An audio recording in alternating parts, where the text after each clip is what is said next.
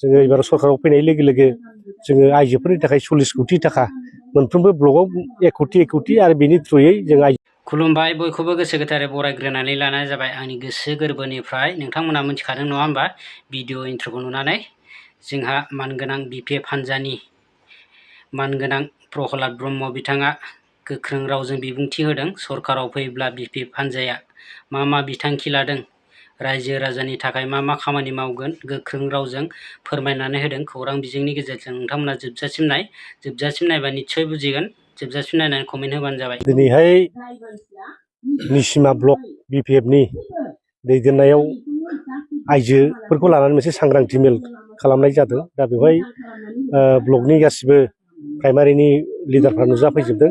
खोब गोजोननाय मोन्दों, मोजांबो जादों। दिनैहाय जोंनि बिपिएफ राजखान्थि हान्जानि जे फैबाय थानाय इलेक्सनाव जों मा बिथांखि लानानै रायजो राजाफोरनि खाथियाव थांगोन बिनि सायाव गुवारै सावरायनाय जाबाय। दा जोंहा स्पष्टखा, जोङो एबार सरकाराव फैनाय लोगो लोगो जोङो आइजोफोरनि थाखाय 40 कोटी थाखा मोनफ्रोमबो ब्लकआव 1 कोटी आरो बेनि थ्रुयै जों आइजोफोरनो सेल्फ हेल्प ग्रुपआव राङारि अनसुंथाइ होनाय बेखौ जोङो खालामगोन। 5 बोसोराव 5 कोटी थाखा बिनि गेजेरजों जाहाथे मोनफ्रोमबो सेल्फ हेल्प ग्रुपआ थालाङा बिनि थाखाय बेबस्था खालामनाय जादों। जाहाथे बयबो मोनहैयो। प्रमद बर' बादि 75,000 होगोन होननानै रावनोबो होनो हायै जाहाथे जाया, जों थगाया रायजो राजाफोरखौ। आरो बे बोसोरसेयाव 40 कोटी थाखा बाजेट खालामनांगौ बेबो गिदिर बाथ्रा नङा। दा बेखायनो जोङो स्पष्टबादि बेवहाय जोङो आइजोफोरखौ दिनै अनसायगोन आरो आइजोफोरखौ दिनै जोङो माने समाजाव मोनसे एम्पावारमेन्ट खालामनाय, जाहाथे न'खर दानाय, जोंनि समाज दानायाव जाहाथे बिथांमोना गोख्रोङै बाहागो लानो हायो। रांखान्थि आयदायावबो जाहाथे आइजोफ्रा एसे गोख्रों जानो हायो, बेनि थाखाय बे आसनिफोरखौ लानाय जादों। लोगोसे इउथ्स होनदोंबा जे जोंनि हिन्जावसा हौवासाफोरखौ बुजियो। दा बेनि थाखाय बे 100 कोटी थाखा बाजेट, जायफ्रा साख्रि बाख्रि मोना बेनि थाखाय अमा फार्म, दाउ फार्म बायदिसिना बिदिनो सेल्फ एमप्लयमेन्टनि थाखाय जे खामानि मावगोन बिनि थाखाय माने बे बाजेटखौ खालामनाय जादों। बेनि थाखाय जों गासिबो इउथ्सफ्रानो लाब जागोन। लोगोसे बैसोगोराफोरनि थाखायबो 10 कोटी थाखा बाजेट, जाहाथे बोराय बैसोआव बुरि बैसोआव मेगन नुवा मा नुवा जायो, अपारेसन खालामनो, मेगननि अपारेसन, सोरबा थाबायनो हाया जायो हुइल चेयार नांगौ, सोरबा गोजां बोथोराव गस्ला गुदुं सि गुदुं बायनो हाया, बिनि थाखाय बेफोर माने हाबाफारिखौ लानाय जादों।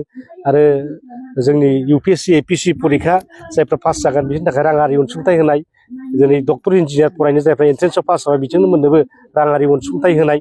जों प्रमद बादि माने 50 जननिल' होआखै बेवहाय, BTC आव जेसेबांनाखि जोंनि सेंग्रा सिख्लाफ्रा माने एन्ट्रेन्सआव पास जागोन बिसोरनो मोनजोबगोन। जोङो खालि 50 जनखौल' नाया, 1000 जन पास जायोबा 1000 जना मोनजोबगोन। जुदि 1 लाख जोंनि साथ्र साथ्रिफ्रा पास जायोबा 1 लाखआनो मोनजोबगोन। दा बे मोनफा बिथांखि। आरो लोगोसे सरकारि साख्रि मोननो थाखाय माने कचिं नङाबा हानो नागिरा। UPSC APC फोरखौ दा बिदिनो मोनफ्रोमबो जिल्लायाव मोनफा कचिं सेन्टार, खालि UPSC APC नि थाखायल' नङा। दा बेवहाय railway recruitment, staff selection commission, बिदिनो एग्रि परिखा जाबाय थादों। दा गोबां डिपार्टमेन्टआव गोबां परिखा जाबाय थायो। दा बेफोर आनजादफोरखौ उथ्रिनो थाखाय बे कचिंफोरखौ होनाय जादों। दा बेफोरखौ लानानैनो बे सांग्रांथियारि मेल बेखौ जोङो वमेननि खालामदों, इउथ BSU वमेन, दा बेफोर खालामलांगासिनो दङ। आरो दिनै बेहाय स्पेसियेलि वमेनफोरखौ खालामग्रोनाय जादों। आरो वमेनफोरखौ एम्पावार्ड बोरै खालामनो हायो बेनो जोंनि उद्देश्य। जेबो खहा गोलैया, माने मोनसे दिनै नुबाय थादों जे दिनै सुक्तिखारि जाबाय NDP आबो, रन्जन दैमारियाबो, बा गोबां NDP लिडारफ्राबो इनभल्भ जोब। नाथाय बिथांमोना नुबाय दिनै बिथांमोननि केसा मोनसेबो जोबाखिसै। रन्जन दैमारि बिथाङा जेलनिफ्राय दिनै ओंखारबोआखिसै, बिनि थाखाय बिथांमोना खुद्रिदों। दिनै बिथांमोना जे UPPL खौ मोजां मोनला, UPPL नि थाखाय जेबो जाला, प्रमद बर'जों जेबो जाला। दिनै बिथांमोना सार्टिफिकेट होबाय समाजाव जे प्रमद बर' थाबाय थायोबा NDP नि केसा मोनसेबो जोबनाय नङा, रन्जन दैमारि साराबो गनाय नङा, 60 जन जेलाव दं बिसोरबो गनाय नङा। नागालेण्ड, दिनै भुटानाव केस दङ, नेपालावबो केस दङ, अरुणाचलाव केस दङ। दा गोबां केस दं बिथांमोना। दिनै जालाय जाखाय बिथांमोना मालाबा पुलिसजों होसोजायो, मालाबा न'आव नागिरहैजायो, बिदि अबस्था। आरो दाख्लै जों खोनानो मोनबाय बे 4 लाख थाखानि दिनै माने रिफान्ड खालामनांगौ, बेखौबो माने बेंकनिफ्राय होसो थांनाय, पुलिस लानानै थांनाय, बेबायदि खबरबो मोनबाय। दा बेसेबां दुखुनांथाव। दा बेफोरबायदि जेंनाखौ सुस्रांनो हयथ' बिथांमोनहा दिनै बिकल्प मोनाखै। दिनै बिथांमोना दादों, दानानै जुदि साक्सेस जायोबा मोजां, जों वेलकाम खालामगोन। आरो गावबागाव जेंनाखौ गावबागाव सुफुंनांगौ। दा बेखौ एबसुआ नायनाय नङा, UPPL नायनाय नङा। दिनै माने बिमा बाथुलनि नोजोरजों नायबोबाय थाखादों, एरायबाय थादों।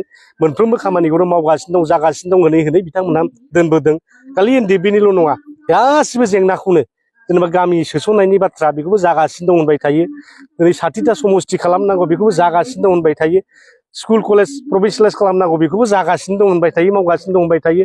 दिनै NIT जानांगौ, जेनेरेल इउनिभारसिटि जानांगौ ट्राइबेल इउनिभारसिटि जानांगौ स्पर्ट्स इउनिभारसिटि जानांगौ बेखौबो जागासिनो दं मावगासिनो दं होनबाय थायो दा बे मावगासिनो जागासिनो होनैनो दिनै 5 बोसोर बारलांबाय दा बिथांमोना जे मावनो हाया बेयो प्रमान जाबाय आरो दिनै एनडिबिफ्रानो अट'पट' जरित्र जानानै दं बिथांमोनजों एक्स एनडिबि फरामानो बिथांमोननि मोनसे साबअर्डिनेट मोनसे संगठन बादि जानानै दं बिथांमोनखौ हेल्प होग्राया नाथाय बिथांमोना दिनै गुगालाङोबा बे इउपिपिएलआ खहा जागोन बिपिएफआ जेबो खहा जाया आरो जोंबो लुबैदों दायोब्ला जाहाथे साक्सेस जायो बेखौ लुबैगोन जोङो आरो बिथांमोना जे दानानै जेबो लामा गैथ्राबा जुदि जोंखौ मदद होनो फैयोबा बेवहायबो जों वेलकाम खालामगोन बिथांमोना जुदि जोंखौ वेलकाम माबायोबा मदद होयोबा बेवहायबो जों वेलकाम खालामनो रेडि